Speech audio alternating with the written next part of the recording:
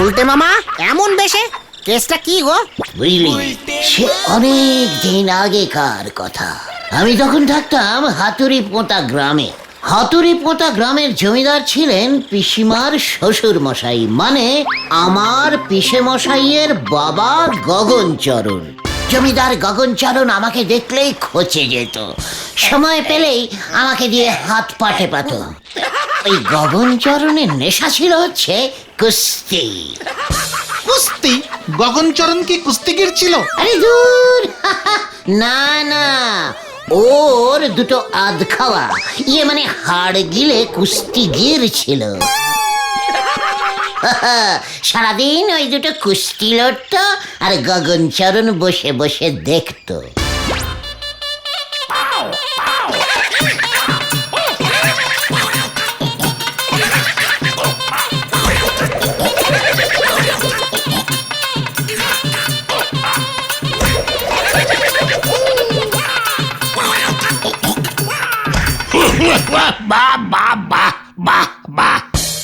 বাপ, এবার ছেড়ে দেন, আর পারছি না।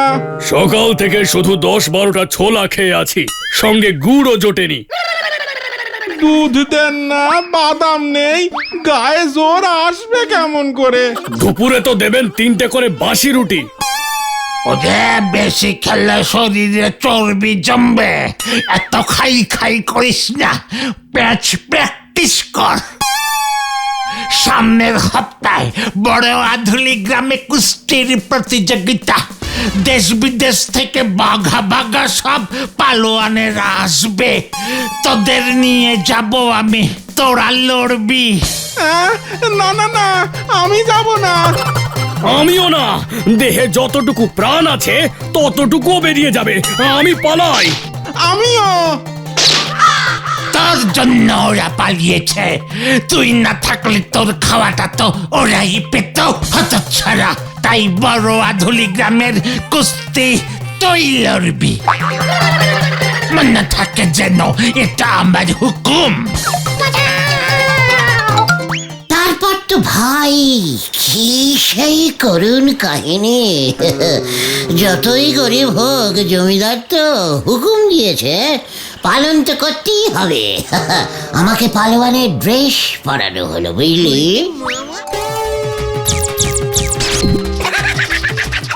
ওদিকে পিসিমা তো কেঁদে ভাসাচ্ছে।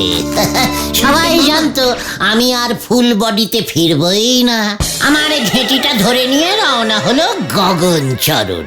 তারপর তুমি সেই কুস্তির প্রতিযোগিতা লড়লে? আমার তো তখন আর কোনো উপায় ছিল না রে ভাই। আমাকে সোজা নিয়ে গিয়ে দাঁড় করিয়ে দিল সে সময়ের 1 নম্বর ভুলো পালোয়ানের সামনে। ওরে বাবা, উফ, আমার সিকিকেল টাবুলাস অবস্থা তখন। আমি দেখছি আমার চারপাশে হরিবল হরিবল। আমার সম্বিত ফিরল যখন লড়াইয়ের ঘন্টা পড়ল।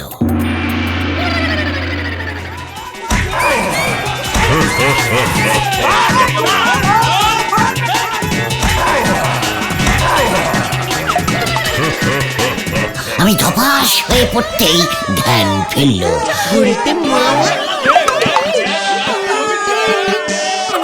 ভুলো পালোয়ান তখন গদার মতো হাত দুটো তুলে আমাকে ধরতে চেষ্টা করছে।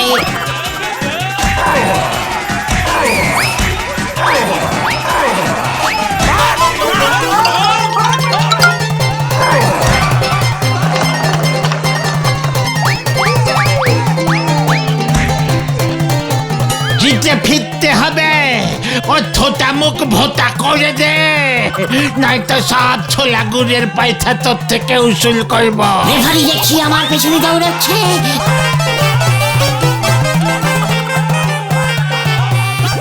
আমিও বললাম পুলিশ আর খেলবো না। লড়ে যা।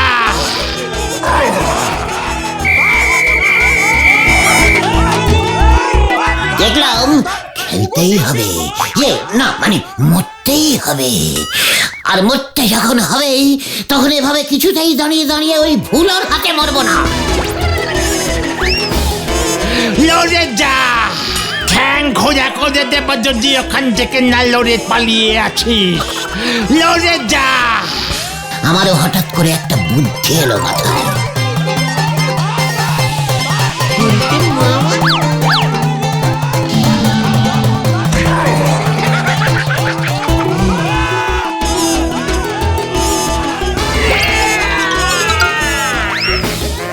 ভুলোর অবস্থা তখন যা হয়েছিল না, একেবারে ছেড়ে দেওয়াকে দেওয়াছি অবস্থা।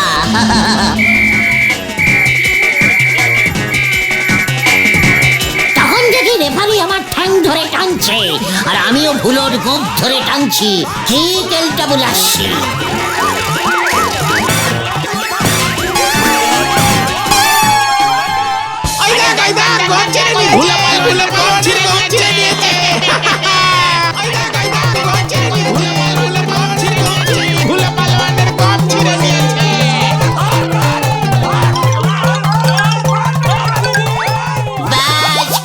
আমি লড়াই জিতে গেলাম। জয় গুরু গুলটে মামা। লড়াইয়ে জিতে কি প্রাইজ পেলে? হাতি। হ্যাঁ? ওই হাতি জেতার পর তো সবাই আমাকে হাতি জেতা পালোয়ান বলে ডাকতো। জমিদার গগনচরণ বাড়িতেই একটা পালোয়ান পেয়ে বেজায় খুশি ছিল। তাই মারবার আগে গগনচরণের মাথার পাগড়িটা আর ওর নকল গোঁপটা আমাকে উপহার দিয়ে গিয়েছিল, বুঝলি? নকল গোঁপ? হ্যাঁ রে ভাইটু, জমিদার গগনচরণের জীবনে একটা আফসোস ছিল। জমিদার হয়েও ওর গোঁপ উঠত না। আবার পাকানো গোঁপ না থাকলে জমিদারও মানাবে না। তাই শহর থেকে এই এই এই গোঁপটা, বুঝলি, কিনে এনে সব সময় পরে থাকতো। শুধুমাত্র ঘুমানোর সময় চশমা আর গোঁপটা খুলে রাখতো। আর সেই গোপ আর পাগড়ি তুমি এখন পড়লে কেন গো গুলটে মামা? আজ সকালে পিসিমার পুরনো ট্রাঙ্কটা খুলেছিলাম, বুঝলি। জমিদার গগনচরণের এই পাগড়ি আর গোঁপটা দেখে ছেলেবেলার কথা মনে পড়ে গেল রে। প্রাণটা হু হু করে উঠল। মনে পড়ে গেল আমি তো সেই হাতি জেতা পালোয়ান। জয় গুলটে মামা। এই গলদপুরের সবার জানা উচিত, বর্তমানে বিখ্যাত আড্ডা মাচাও আন্দোলনের নেতা এই গুলটে চরণ গুহ এককালে ছিল জদরেল হাতি জেতা পালোয়ান। ঠিক ঠিক ঠিক। কিন্তু আমরা সেটা সবাইকে কিভাবে জানাবো গুলটে মামা? আরে দূর, সেটা না ভেবে কি আর বাড়ি থেকে বেরিয়েছি রে? জানি তো তোরা সবকটাই গলদপুরের এক একটা জাম্বো সাইজের বলদ। মন দিয়ে শোন।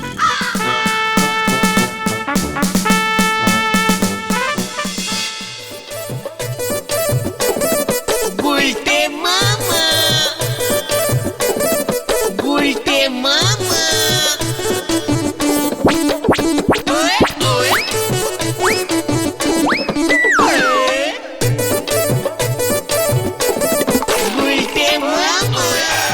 দেখে যান হাতি জেতা কুস্তিগির, দেখে যান গলদপুরের একমাত্র কুস্তিগির পালোয়ান আমাদের গুলটে মামা।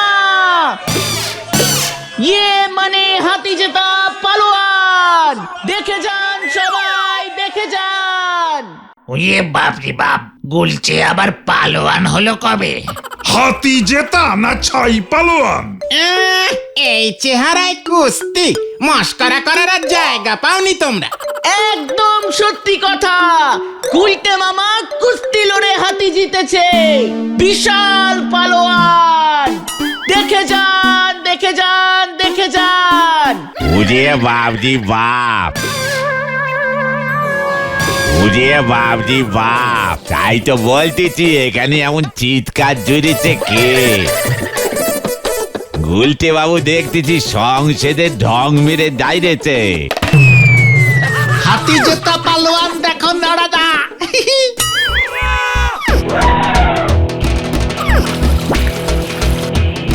এক কাপ চা খাও দেখি পালোয়ান গুলটে বাবু। রোদের মধ্যে দাঁড়িয়ে আছো, চা খেলে মনে বল পাবে।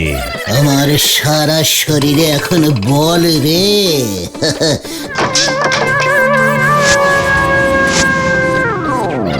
তাও এত করে যখন বলছিস চাটা দে।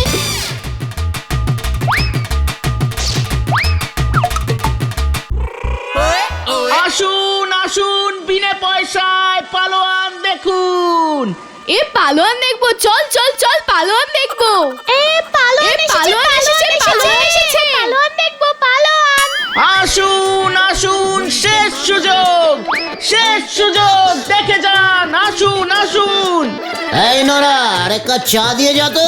কই কই কই হত সারাটা কই? হ্যাঁ,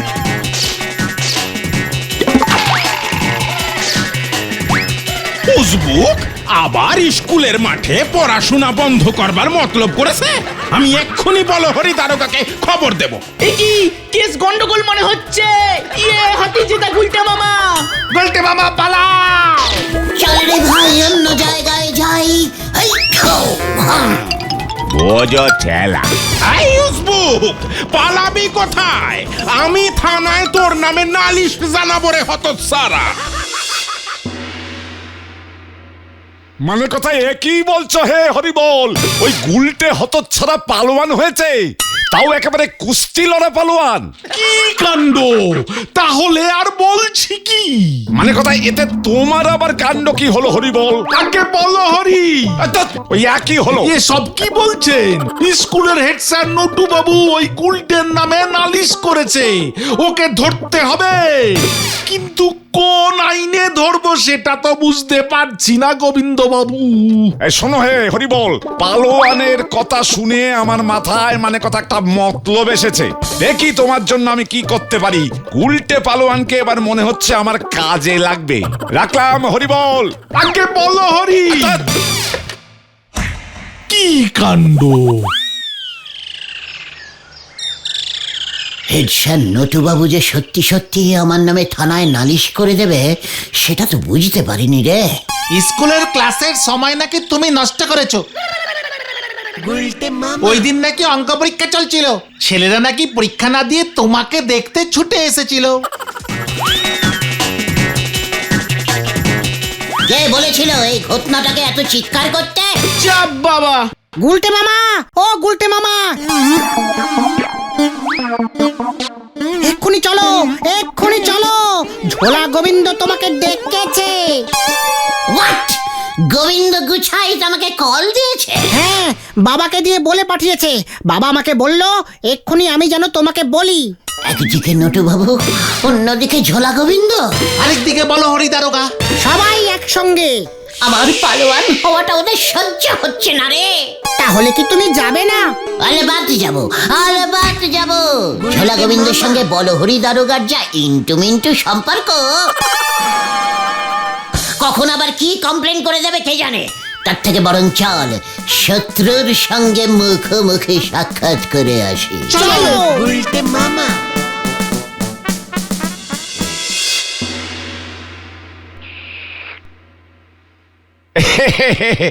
মানে কথা শুনলাম তুমি নাকি হে কুস্তি লড়তে। হ্যাঁ তো, সেই ছোট থেকে কুস্তি লড়তে আমার খুব ভালো লাগে। মানে কথা হাতিও জিতেছিলে? হ্যাঁ তো, আস্ত একটা হাতি। মানে কথা 10,000 টাকা জিততে চাও? হ্যাঁ তো। বিয়ে মানে 10 মানে কোথায়, কিভাবে, কে দেবে? মানে কথা আমি দেব। ইয়ে মানে আপনি মানে 10,000 দেবেন? কেন, আমি কি করেছি? না না না না, এখনো করনি। মানে কথা তবে করতে হবে একটি কাজ। কি কাজ? আমার এক খরিদ্দার আছে, মানে কথা তার নাম গজেন্দ্র তালুকপতি, পচাপুটি গ্রামে থাকে। মানে কথা 20,000 টাকার গুড় নিয়েছিল, সেই টাকা আর দেয়নি। আজ প্রায় মানে কথা 40 বছর হতে চললো।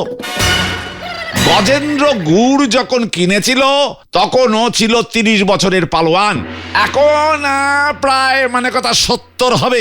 জানি না ওই টাকায় জন্মে আর ফেরত দেবে কিনা। তা মানে কথা তুমি তো কুস্তি লড়া হাতি জেতা পালোয়ান, তা ওই গজেন্দ্র তালুকপতিকে ভয় দেখিয়ে মানে কথা আমার ওই 20,000 টাকা যদি উদ্ধার করতে পারো, তাহলে 10,000 টাকা তোমার হে গুলটে। মানে কথা ভেবে দেখো কি করবে। ভাবা হয়ে গেছে। আমি আজই বেরিয়ে পড়ছি ওই পচাপুটি গ্রামের গজেন্দ্র তালুকপতির বাড়ি। হুঙ্কার দিয়ে আপনার ওই 20,000 টাকা ছিনিয়ে নিয়ে আসছি আমি। চল তোরা।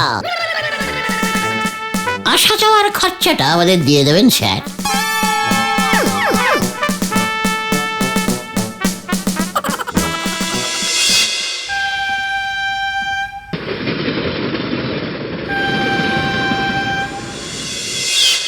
গুলটে মামা।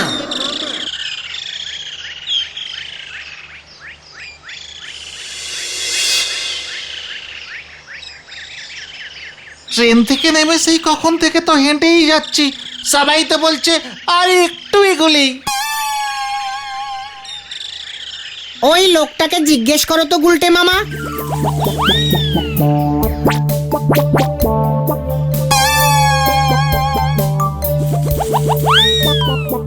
এই যে শুনছেন? গুলটে মামা। আমাকে ডাকছেন? হ্যাঁ হ্যাঁ, শুনুন তো। এখানে গজেন্দ্র তালুকপতির বাড়িটা কোন দিকে পড়বে বলবেন?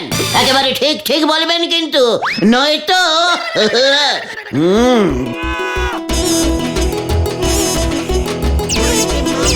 দেখছেন তো আমি কে? কে? ওই গজেন্দ্র পালোয়ান? হ্যাঁ, ওর বাড়ি চিনি তো। পালোয়ান? ইয়ে মানে পালোয়ান? হ্যাঁ তো, আমি হলাম একজন হাতি জেতা মস্ত পালোয়ান। দেখলি কেমন ভয় খেয়েছে, সব ঠিকঠাক গড়গড় করে বলে দিচ্ছে। ও, আপনিও পালোয়ান বুঝি? তা গজেন্দ্র বাবুও তো পালোয়ান, জান না, গেলেই বুঝতে পারবেন। ইয়ে মানে ও কি বলছে রে? হ্যাঁ, গোবিন্দ বাবু তো বলেছিল গুলটে মামা। আমার এক খরিদ্দার আছে, মানে কথা তার নাম গজেন্দ্র তালুকপতি। গজেন্দ্র গুড় যখন কিনেছিল তখন ও ছিল 30 বছরের পালোয়ান, এখন প্রায় মানে কথা 70 হবে। এইবার বুঝতে পারছি। ঠিক আছে দাদা, আমি চললাম। এই ঝোলা গোবিন্দর মানে এই ছিল। তবে তোরা ভয় পাস না, গজেন্দ্র বাবুর বয়স এখন 70। এটাও ভুলে যাস না, ওই বুড়ো পালোয়ান আমাদের কিছু করতে পারবে না, বুঝলি? ঝোলা গোবিন্দ এতদিন ধরে টাকাটা উদ্ধার করতে পারেনি কেন তাহলে? ওরে ঘটনা, এই কথাটা তোর অনেক আগেই বলা উচিত ছিল। এখন চল, নগদ 10,000 টাকা কিন্তু আমাদের চাই। তারপর থেকে আমার নাম হবে 10,000 পালোয়ান। Follow me.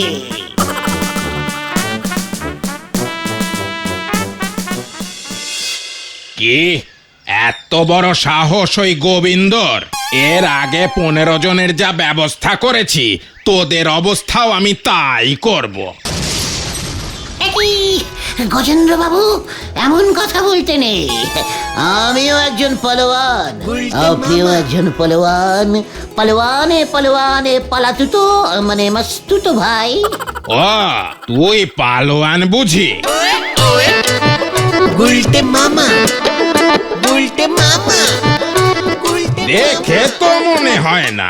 এই যে আমার পাগড়ি। রাখ তোর পাগড়ি। পালোয়ান ছিলাম আমি, রোজ 1 কেজি গুড় দিয়ে 5 কেজি ছোলা খেতাম। সেই গুড় কিনেছিলাম গোবিন্দ বাবুর কাছ থেকে। ওই গুড়ে ভেজাল ছিল, খেয়ে আমার এমন পেট ছুটেছিল যে দুটো লড়াই আমি হেরে গেছিলাম। এইবার বুঝেছি আপনি কেন ওই ঝোলা মানে গোবিন্দবাবুকে টাকাটা ফেরত দেননি। আপনার তো অনেক বয়স হয়েছে স্যার, বলছিলাম টাকাটা ফেরত দিয়ে দিন না। ধার রেখে উপরে গেলে পুরো পালোয়ান কুলের মুখ পুড়বে স্যার। কথাটা আমিও যে ভাবিনি তা নয়। বেশ, তুই যখন নিজে একজন পালোয়ান হয়ে আমার কাছে এসেছিস, তবে আমার সঙ্গে লড়ে টাকাটা নিয়ে দেখা। কুস্তিতে জিতলে টাকা তোর। কি রাজি? মানে ঠিক আছে, রাজি। তবে চল।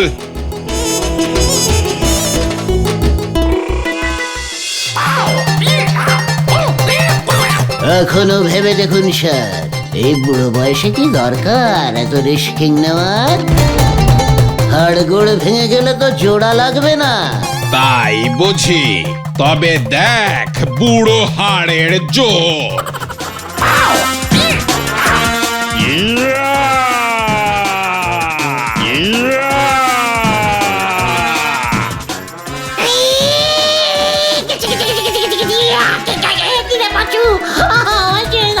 আমি বাড়ি যাবো, আমি বাড়ি যাবো। তাই বুঝি?